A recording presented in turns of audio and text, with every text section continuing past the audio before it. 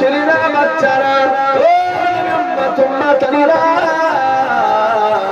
আমি কথা একটু মাথায় রাখে আমি দেখতে পা গেল আল্লাহ নবী নবী পাকের সাহাবা আবু বকর রাদিয়াল্লাহু তাআলা আল্লাহ নবীর নিকটে পৌঁছে দেয় আসসালামু আলাইকা ইয়া রাসূলুল্লাহ হাবিবাল্লাহ ইয়া রাসূলুল্লাহ হাবিবাল্লাহ আম্মা জামাত আলী হুজুর আব্বা জামাত আলী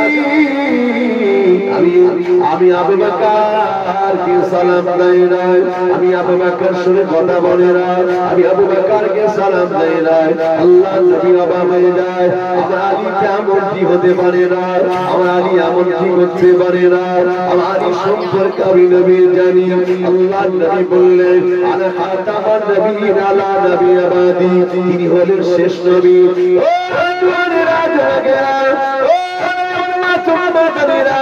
আল্লাহ নবীকে বলেছিলেন ও সাহাবারা রে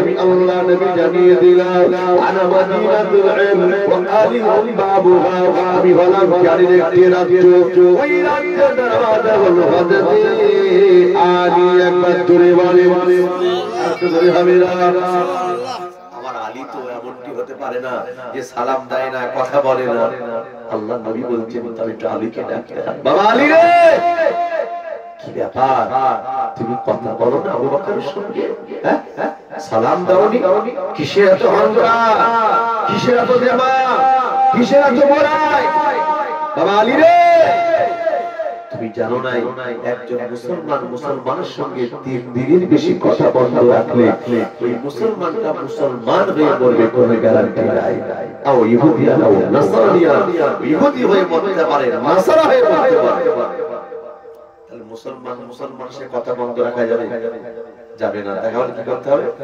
অন্তত সালাম দেন সালাম দিলে কি হবে আপনার হকটুকু আদায় হয়ে যাবে আল্লাহ নবী ডাকে বলে বাবা আলী রে কি ব্যাপার ও আলী রে তুমি কেন সালাম দাও না হাজারি বলেছেন তুমি বেয়াদি মাফ করুন আমি আলী হুজুর আমার কোনো অহংকার নাই আমার কোনো দেমাগ নাই আল্লাহ পাক কোরআনে বলেছেন ইন্নাল্লাহা লা ইউহিব্বু মান কানা মুখতালান ফাকুরা অহংকার তাকাব্বুর হচ্ছে আমার গায়ে চাদর যে ব্যক্তি অহংকার করলো সে যাবে আল্লাহর গায়ে চাদর ধরে টানাটানি করলো ও হাবিবে পিয়ারা হুজুর বেয়াদি মাফ করুন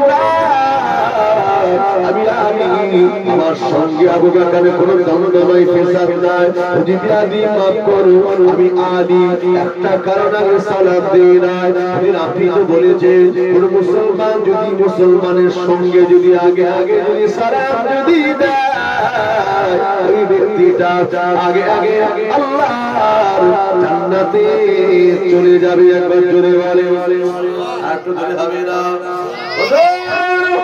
আমার চেয়ে বয়সে বড় আবু বকর আমার চেয়ে ইজ্জতে বড় আমার চেয়ে সম্মানে বড় আমি আলী যদি আবু বকরকে আগে সালাম দেই আবু বকরকে পিছনে রেখে আমি আলী আগে আগে জান্নাতে চলে যাব না ইয়া রাসূলুল্লাহ আবু বকর বাতা বড় কষ্ট পাবে এজন্য আমি আগে সালাম দিই না আবু বকর সিদ্দিক রাদিয়াল্লাহু তাআলা উনি আগে আমাকে সালাম দেন উনি আমার আগে আল্লাহর জান্নাতে চলে যাবে আমি আলী আমার মনে কোনো দুঃখ থাকবে না একবার জোরে বলে আর তো জোরে হবে না আচ্ছা আলী বলছেন আবু বকর আমার চেয়ে বয়সে বড় আর আপনি বলেছেন যে আগে সালাম দেবে আগে জান্নাতে যাবে আমি যদি আগে সালাম দেই তা আবু বকর সিদ্দিককে পিছনে রেখে আগে জান্নাতে যাবে বেচারা কষ্ট পাবে এজন্য আমার মনে কষ্ট লাগলো এজন্য আমি আগে সালাম দেই না একই সঙ্গে মায়ের পেটে ভাইটাই ছিল কি কলেমার ভাই এই মহব্বত ভালোবাসা আমাদের মায়ের পেটে ভাইয়ের সাথে মিল মহব্বত বলে কিছু আছে ভাই ভাই ঠাই ঠাই ঠাই সামান্য জায়গা নিয়ে কত কেসকাপটা মামলা মোকদ্দমা চলতেছে 5 কাঠা জায়গা নিয়ে 5 বছর কেসকাপটা মামলা মোকদ্দমা ওই জায়গার চেয়ে অধিক টাকা জায়গার যে দাম তার চেয়ে বেশি টাকা উকিলকে খাইয়ে দিয়েছে তবু বাড়ির সমস্যা বাড়িতে মেটাতে পারে না এরকম মুসলমান আছে না নাই হ্যাঁ নামাজ পড়ে আবার রোজা বাদ দেয় না। ফেরেশতা বলতেছে একবার গোসল করে শুয়ে দেয়, কবরটা কি জায়গা। ও জওয়ান মাগেরা ছেলেরা বাচ্চারা, আল্লাহ নবী জানিয়ে দেয় অশান্তি কলহ বিদ্রোহ নয়, ভাই ভাই যদি অশান্তি হয় কোনো দাঙ্গা ফ্যাসাদ করা যাবে না, অশান্তি করা যাবে না। আল্লাহ নবী জানিয়ে দেয় বিচারগ্রস্ত হয়েও না, কেস কাউন্টা মামলা মোকদ্দমা করো না। বিচারগ্রস্ত যদি হয়ে যায়, কেস কাউন্টা মামলা মোকদ্দমা যদি করো, ওরা কেসাম পিঠ মোটা খাবে, তোমরা গরিব হয়ে যাবে। ঠিক না বেটি বলে? একদম লোক বসে আছে খালি একবার দেই দেখ বিচার, একটা কেস করে দেখ একবার ঠুকে খালি লিয়া টাকা দেখতেছ কি করা যায়। ঠিক না ভুল বলো? ও আল্লাহ নবী জানিয়ে দেন কেস কাউন্টা মামলা মুকদ্দমা বিচার দ্বারস্থ হয়ে না। আল্লাহ নবী বললেন বাড়ির সমস্যা বাড়িতে মিটিয়ে নাও, এক জায়গায় বসে যাও, ভাই ভাই বসে যে একে অপরের ভুল বোঝাবুঝি যদি হয়ে যায়, বাড়ির সমস্যা বাড়িতে মিটিয়ে নাও। আল্লাহ রহমত তোমাদের প্রতি নাযিল হয়ে যাবে। এত জোরে হবে না, বাড়িতে মিটে কি হবে? নবী বলেছে রহমত নাযিল হয়ে যাবে, আর ভাই ভাই সম্পর্ক আরো গাঢ় হয়ে যাবে। ঠিক না বেঠিক বলে? ও যুবকেরা ছেলেরা বাচ্চারা, ও তোমরা তারিরা, শুধু তাই নয়, আমি দেখতে পাওয়া গেল আমি বিচার দেবেন তার কাছে, সঠিক বিচার বর্তমানে পাওয়া যাবে না। বিচারক ছিলেন তামার নবী, বিচারক ছিলেন তো নবী সাহাবারা, বিচারক ছিলেন আমাদের ইমামে আযম আবু হানিফা রাহমাতুল্লাহ আলাইহি। আল্লাহ পাক যাকে জামানা ইমাম বানিয়েছিলেন, একবার জোরে বলে ও যুবকেরা, ইমামে আযম আবু হানিফা রাহমাতুল্লাহ আলাইহি তিনি জগতের বিচারক ছিলেন। দুই ভাই গন্ডগোল বেঁধে গেল, দুটো ভাই অশান্তি শুরু হয়ে গেল। মনে করুন 3 বিঘা জায়গা মাঝখান থেকে ভাগ হয়ে গিয়েছে, একটা গাছ দাঁড়িয়ে রয়েছে, মাঝখানে একটা গাছ 1.5 বিঘা করে ভাগ হলো, মাঝখানে একটা গাছ দাঁড়িয়ে রয়েছে। বড় ভাই বলছে আমার, ছোট ভাই বলছে আমার, এখন বিচার দিতে হবে কার কাছে যায়। 3 বিঘা তো মাঝখানে ভাগ হয়েছে, একটা গাছ আছে মাঝখানে, সীমানার মাঝখানে পড়ে গেছে। এখন এ বলছে আমার, সে বলছে আমার। বড় ভাই বলছে দেখ আমি বড় সংসারে অনেক খেয়েছি, গাছটা আমারে দে। ছোট বলছে তুমি বড় অনেক কিছু নিয়েছো এর আগে, তা আমি ছোট, গাছটা তুমি আমারে দাও। বলে কোনো কথা হবে না, চলো বিচার দেব। ইমাম আযম হুজুরের দরবারে গেলেন, গিয়ে সালাম দিয়েছেন। ভিতর থেকে একজন ছেলে বেরিয়ে এসে জবাব দিয়ে বলছে কি খবর, কিছু বলবে? বলছি ইমাম আযম হুজুর বাড়িতে আছে। বলছে না। ইমাম আযম হুজুর বলছে আচ্ছা ইনশাআল্লাহ, কষ্ট হচ্ছে আপনাদের নাকি? ইনশাআল্লাহ শেষ করতে অসুবিধা, কারণ এই পরিবেশে একদিন অস্কার হওয়ার জন্য একটু শ্রদ্ধাও দরকার হয়, তাই না? আর এই তো শীতের রাত, অসম পড়ছে, নিশ্চিত কষ্ট হচ্ছে, বুঝতে পারছি। যাই হোক ইনশাআল্লাহ অল্প সময় হতে ইনশাআল্লাহ শেষ করে বলুন আল্লাহুম্মা আমিন। চলো এখন কি হলো? বলছে হুজুর বাড়িতে নেই, উনি গিয়েছেন কোথায়? উনি গিয়েছেন একটু দূরে পানি আনতে, এখানে মিঠা পানি পাওয়া যায়। জগতের ইমাম তিনি গেছেন পানি আনতে, বাড়িতে মিঠা পানি নেই, ঘরের মেয়েরা পানি আনতে যাবে, আর আমি ইমামে আযম ফতোয়া দিয়ে বেড়াবো, এটা আমার দ্বারা সম্ভবপর নয়। আমি বিরাট হুজুর, কিন্তু আমার স্ত্রী যদি ওই কোমরে কাপড় বেঁধে মাঠে ছাগল বাঁধতে যায়, আমার এই ভাষণ বক্তব্যের কোনো দাম থাকবে? আগে আমাকে তো সত্য করতে হবে, কথা ঠিক না? তাই তো জগতের ইমাম তার ঘরে মহিলা নয়, নিজে পানি আনতে গেছে। কোথায় গেছে? বলছে এই রাস্তা দিয়ে। বসুন এখন, আর মুসলমান তো একটু রক্ত গরম, মানে বসা যাবে না, চোখ দুটো লাল, মানে বিচার যদি তাড়াতাড়ি না হয় তো বুঝি মারামারি করে মরণ মরণ।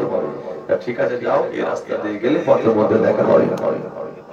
দুটো ভাই চলতে চলতে রাস্তার মাঝপথে ইমাম আযমের সঙ্গে দেখা হয়ে যায়। ফলে আমার এটা হুজুর আমার আসছিলেন, ও সালাতে দিকে বলে হুজুর পূজা নিয়ে যা। কি ব্যাপার? হুজুর একটা বিচার নিয়ে এসেছি, একটু দাঁড়িয়ে যাও, একটু দাঁড়িয়ে যাও, একটু বিচার নিয়ে এসেছি, দাঁড়িয়ে যান। জগতের ইমাম ডেকে বললেন, ও ছেলেরা, বিচারে যায় না, চলো বাড়িতে যাও, আমার দলিলে বিচার হবে, আমার বৈঠকখানায় বিচার হবে, বিচারটা এখানে নয়।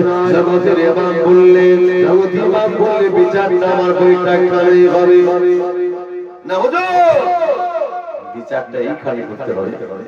ইমাম আজম হুজুর বললেন, বিচার যখন করতে হবে তবে একটু দাঁড়াও। হুজুরের কাছে একটা রুমাল ছিল, রুমালটা আগে জমিনে বিছিয়ে তার উপর কলসিটা রাখলেন, রুমালটা বিছিয়ে তারপর কলসিটা রাখলেন, রেখে বলছেন, বলো তোমাদের কি সমস্যা। দুইবার চিন্তা করছে যে মানুষের সাধারণ জ্ঞান নেই, তিনি আবার কি বিচার করবেন, কেন রুমালটা যেখানে রেখেছে কলসিটা রাখবার আগে পরিষ্কার রুমালটা রাখলো মাটির উপরে, এই মাসটা কি বিচার করবেন। তবে একবার জেনে দিকে হুজুর একটু বলবেন, আপনি তো এমনি তো কলসি রাখতে পারতেন, তো খোলা ময়দানে কি দরকার ছিল রুমালটা বিছানো। জগতের ইমাম বলেছিলেন, বাবা ছেলেরা, এই জমিনটা কার আমি তো জানি না, জমিনের মালিকটাকেও চিনি না, আমার কলসির তলাটা যে রসে আছে, ভিজে আছে, ও ছেলেরা, আমার কলসির তলাটা রসে আছে বাবা ছেলেরে। তবে শুনে রাখো, আমি যদি কলসিটাকে রেখে দেই, অজান্তে যদি কাঁধে করে বাড়ি চলে যায়, এক টুকরা মাটি যদি কলসি তলাতে যদি লেগে যায়, আমার বড্ড ভয় হয়, কিয়ামতের দিনে আল্লাহ পাক না জানি আমার চোরের কাতারে দাঁড় করাতে পারে। জন্য আমি কলসি রাখবার আগে আমি আমার রুমালটা আগে বিছিয়ে দিলাম, একবার জোরে বাড়ে হাতে জোরে হবে না। কিন্তু আমাদের কিছু মুসল্লি আছে, নামাজ পড়ে মাটি যাচ্ছে কোদাল নিয়ে, জমির আল ছিটতেছে, কার জমি কোথায় যাচ্ছে কোনো হুঁশ নেই। 2 বিঘা জমি 3 বছর পর মেপে দেখছে 2 বিঘে 2 কাঠা, হলো কোথা দিয়ে? আমি নামাজ পড়ে আল্লাহ আমাকে বরকত দিয়েছে, পাশের লোক সব মেপে দেখছে কম কম আছে না নাই। আগে সব মাঠের ওই আলগুলো ছিল কিরকম, চওড়া না, অনেক চওড়া ছিল, আর এখন চাঁচতে চাঁচতে সরু মানুষে পুলসিরাতে গোল হয়ে গেছে, ঠিক কিনা বলে? আসলে এক কথার মারতে বললে তো একটা কোষ বসানো যাবে, কিন্তু পরের জমি যদি আমি চাষ করে যদি খাই, ওটা আমার জন্য খাওয়া হালাল না হারাম? ওই হারাম মাল খেয়ে আবার আল্লাহর ডাকতেছে, কাজ হয়? আল্লাহ বলছে, মাদক তুই খেয়েছিস তো হারাম, আবার ডাকতিস যে আমার একটু হালাল খা, একটু আমারে ডাক, আমি আল্লাহ হালাল করে দোয়াকে কবুল করি। একবার জোরে বলুন, মসজিদে বলতেছে আল্লাহ বাঁচাও, আল্লাহ বলতে কপাল ঠোক, জোরে জোরে ঠোক, একটু কপাল ফাটুক, একটু রক্ত ধরুক, আমি ভাববো দোয়া কবুল করবে কিনা। চলো, জগতের ইমাম এক টুকরা মাটির ব্যাপারে যদি এতটা ভেবেছিলেন, ভাবতেন, আমাদের তাহলে কতটা ভাবা দরকার ছিল, অনেক অনেক গুণ। কিন্তু আমরা না ফিরি পেলে ঘরের পর্যন্ত খেতে রাজি আছি, খেয়ে দিলে দেখার দরকার নেই, ফিরি তো, ঠিক কিনা বলে? ও ছেলে বাচ্চারা, একদম লোক তুমি রাজ চিনে বেড়ায়, মিশকাত হাদিসে লেখা,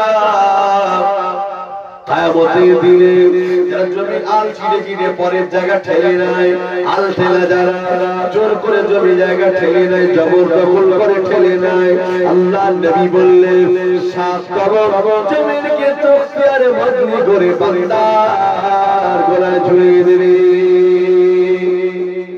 7 তবক জমিন তখতি মাদলি করে গলা ঝুলিয়ে দিলে তোর বড় জমিন না দরকার ছিল। এজন্য কেউ আমাকে ঠকাক, আমি কাউকে ঠকাবো না, কেউ আমাকে ফাঁকি দিক, আমি কাউকে ফাঁকি দেবো না। দুনিয়ায় ফাঁকি দেবে, দিক ঠকাবে ঠকাক, কিয়ামতের সেদিন তার কাছে বুঝে নেব, ঠিক না ভুল বলে। আর যদি আমি ক্ষমা করে দিই, আলহামদুলিল্লাহ, মান লা ইয়ারহামুন নাস লা ইয়ারহামুল্লাহ। ক্ষমার যদি যোগ্য হয় তবে ক্ষমা যদি করে দেন, যদি ক্ষমার যোগ্য হবে ক্ষমা করেননি, আল্লাহ তাআলা ক্ষমা করবে না। আর যদি ক্ষমার যোগ্য নয়, সেখানে ক্ষমা করে যাবে। টাকা দিয়েছে আল্লাহ আমারে হজ করতে যাবো, মাইকে উঠে মানুষকে দাওয়াত করে বলে দিলাম, দেখো হজে যাচ্ছি আমি, তোমরা আমার চলাফেরা ওটা করে ক্ষমা, যদি অন্যায় কিছু করে থেকে মাফ করে দিও। আমি কার জমি জোর করে দখল করে রেখেছি, কাউকে কষ্ট দিয়ে রেখেছি, এরকম যদি ক্ষমা চাই, ক্ষমা টমা হবে কি? নবী বলেছেন ক্ষমা হবে না। তার কাছে যে রাতের আঁধারে হাত দুটো ধরে বলো, তোমার 2 বিঘা জমি হোক কি 2 কাঠা হোক, আমি জবরদখল করেছি। ভাই আমি তখন অতটা বুঝতাম না, দুনিয়ার মজা মজে, দুনিয়ার রসে রসে ছিলাম, আমি অন্যায় করে নিয়েছি, এখন একটু ভালো হতে যাচ্ছে, একটু হজ করতে যাবো। ভাই তুই জায়গাটা নে ভাই, নইলে তার বিনিময়ে টাকাটা নিয়ে নে। সে যদি টাকা নাই বা জায়গা নাই কিংবা সামান্য জায়গা ছিল, যে আমি মাফ করে দিলাম, তবে আল্লাহ আপনাকে ক্ষমা করবে। একবার জোরে বলুন। এইজন্য টাকা থাকলে হজ করা যায়, টাকা থাকলে ঈমান আকীদা কেনা যায় না, এগুলো তৈরি করতে হয়। কথা ঠিক না বেঠিক? আমি লম্বা চড়া আলোচনা করব না, সমাপ্ত করব। কারণ ওয়াজ নসিহত শুরুতে বলেছি শোনার জিনিস নয়, এগুলো বোঝার জিনিস। আর বুঝলেই সোজা, না বুঝলেই বিরাট বোঝা। বুঝলেই সোজা, তার জন্য না বুঝলে বিরাট বোঝা। যদি বলে তাই মানবো না, কারো ক্ষমতা নেই আমাকে মানাবার। ভাই আমার যারা মফিজুল ভাই বড় আশা করে মহব্বত করে আমাকে ডেকেছেন, অনেক ছেলেরা তাকে বলেছেন, কিন্তু এই পরিবেশে কোটি কত মানুষ এই শীতকালে রাত্রে যতটুকু পেরেছি বলেছি, আল্লাহ পাক শোনা বলা তার চেয়ে বেশি অবশ্যই তৌফিক দেন। বলুন আল্লাহু আমিন। আসলে দাঁড়িয়ে নবী সালাম করে নবী